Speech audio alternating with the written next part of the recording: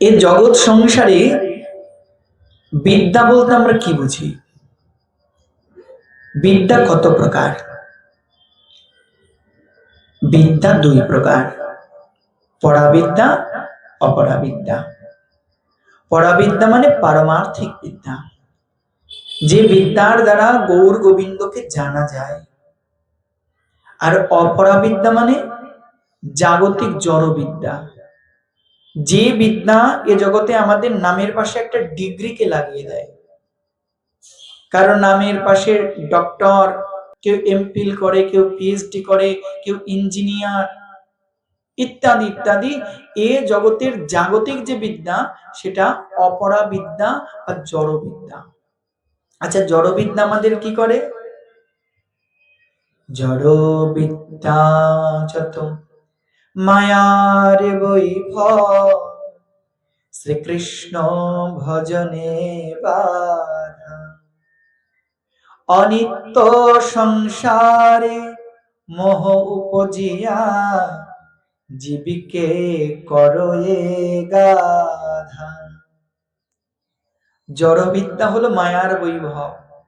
কারণ নামের পাশে যদি ডক্টরেট উপাধি থাকে, তার একটা অভিমান হয়, দেখো আমি ডক্টরেট, তাই না? আমি ইঞ্জিনিয়ার, আমি সাহিত্যিক। এই জড়বিদ্যা সাধারণ জীবের অন্তরে মোহ উৎপাদন করে, জীবকে করয়ে গাধা, জীবকে গাধা বানিয়ে রাখে। গাধা কি করে? সারা জীবন অন্যের বোঝা বহন করেই যায়। কিন্তু গাধা জানে না, গাধা মালিক পিঠের ওপর যে চিনি রেখেছে তাকে তো চিনি দেয় না, তাকে খোল আর ঘাসই খেতে দেয়।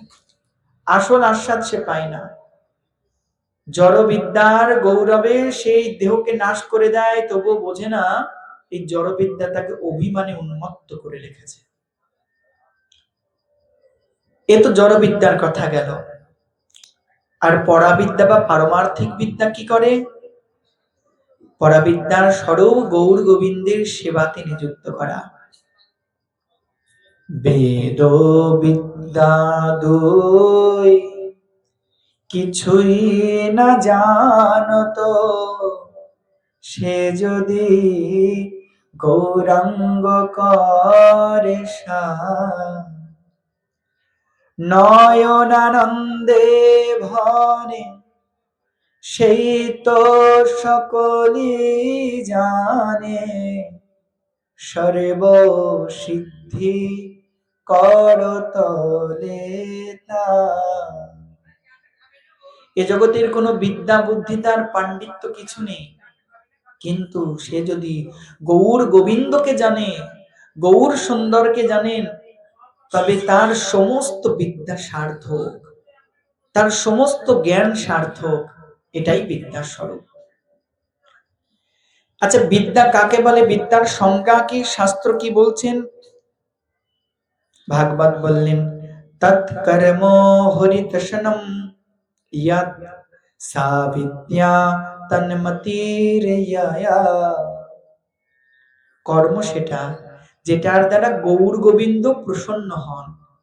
হরিতশনম, শ্রী হরি যে কর্মের দ্বারা প্রসন্ন হন সেটাই কর্ম।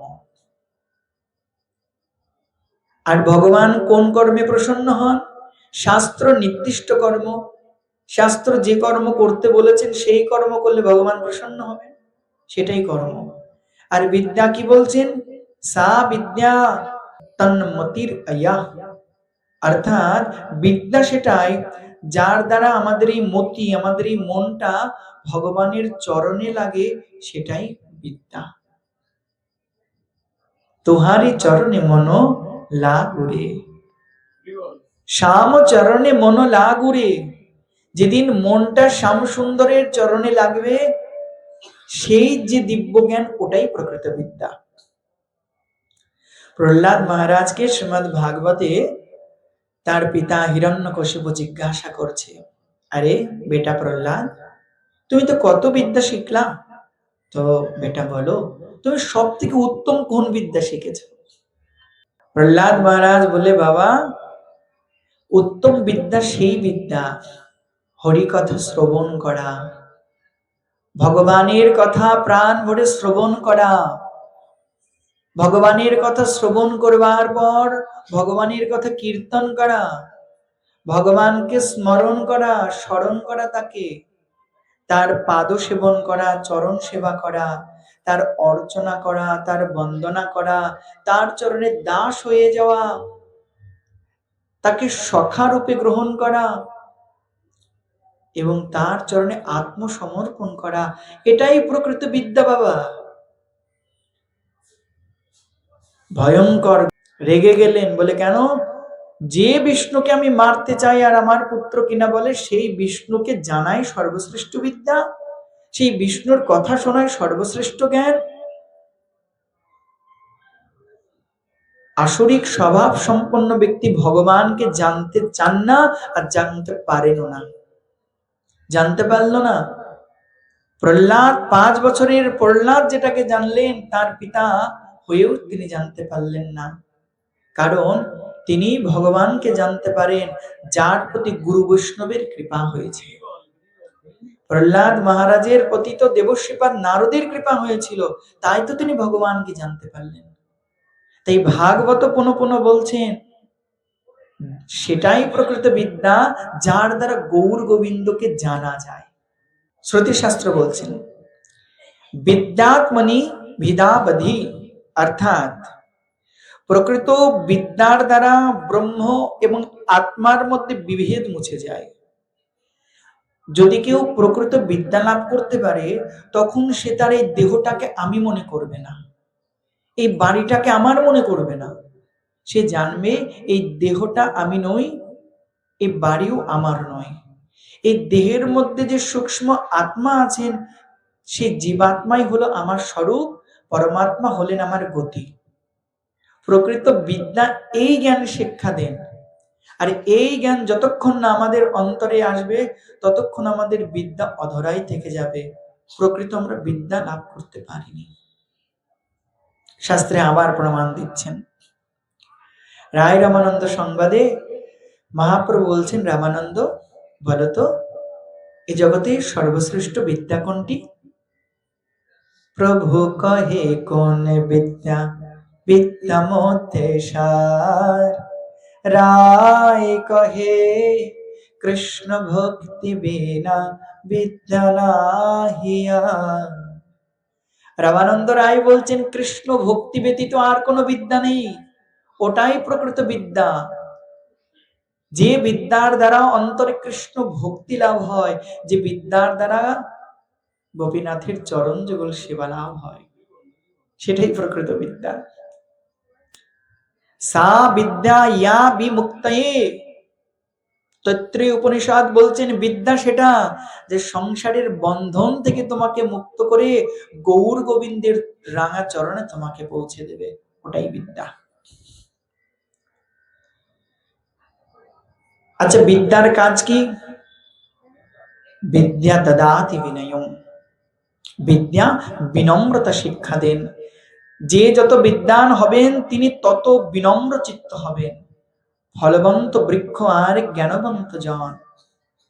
ফলবন্ত বৃক্ষ ফলের ভারে নত হয়, আর জ্ঞানবান ব্যক্তি জ্ঞানের ভারে নত হয়ে থাকেন। আমার জানা হলো না, আমি শিখছি মাত্র। স্যার আইজ্যাক নিউটন সমগ্র পৃথিবীর যাকে জানে, তিনি এত বড় বিজ্ঞানী, তিনি বলেছিলেন, আমি তো এত বড় সেই বিজ্ঞান রূপ সমুদ্রের এক কণা বালি আহরণ করেছি মাত্র। একবার ভাবুন, যিনি যত বিদ্যা লাভ করেছেন তার মধ্যে তত বিনম্রতা আসবে। কিন্তু কোন বিদ্যা যদি অভিমান অহংকার করতে শেখায়, তবে জানবে এমটি ভেসেল সাউন্ড মাস, মানে খালি কলস বাজে বেশি। জানতে হবে তার মধ্যে প্রকৃত বিদ্যা ঢোকেনি, তার মধ্যে ফাঁকা আছে, একটা ডক ডক ডক হচ্ছে, আওয়াজ হচ্ছে। ভক্তগণ, শ্রীমান মহাপ্রভু দিগ্বিজয়ী পণ্ডিতকে বলেছিলেন, যখন দিগ্বিজয়ী পণ্ডিত সমগ্র দিক বিজয় করে এসে মহাপ্রভুকে পরাভূত করতে গিয়ে নিজেই পরাজিত হয়ে গেল। রাতে দেবী সরস্বতী দেবী স্বপ্নে এসে বলছে, আজ তুই যার সঙ্গে তুই তর্ক করতে গেছিলি শাস্ত্রযুদ্ধ, তিনি আমার পতি, যা তার চরণে ক্ষমা চা।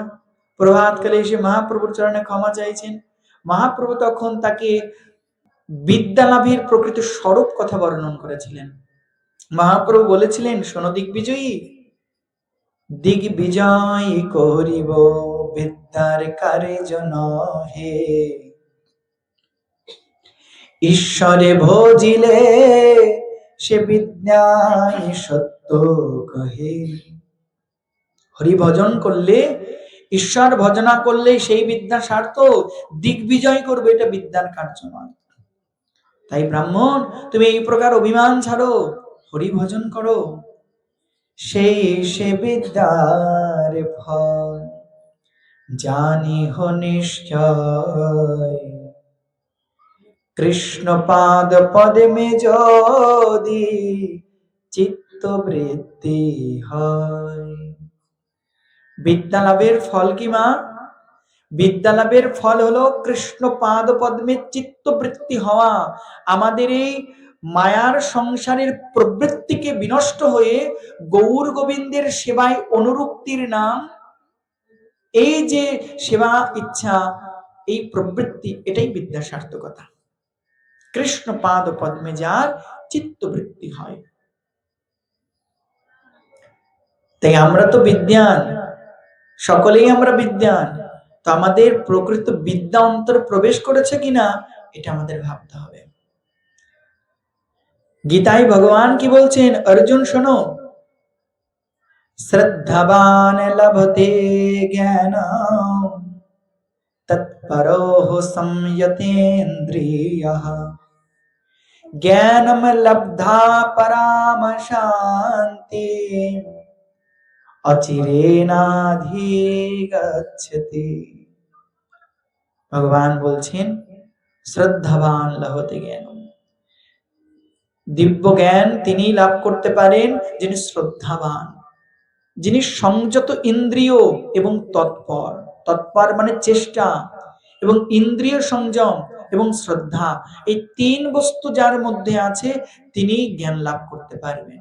তাতে এ জগতের জ্ঞান কিংবা পারমার্থিক জ্ঞান। আর যদি পারমার্থিক জ্ঞান কেউ লাভ করে, তবে কি হয়? পরাং শান্তিম অচিরেনাধিগচ্ছতি। সে এ জগতের দুঃখ দুরাশয় থেকে মুক্ত হয়ে নিত্য গৌর গোবিন্দের ধামে নিত্য সুখ শান্তি লাভ করবে।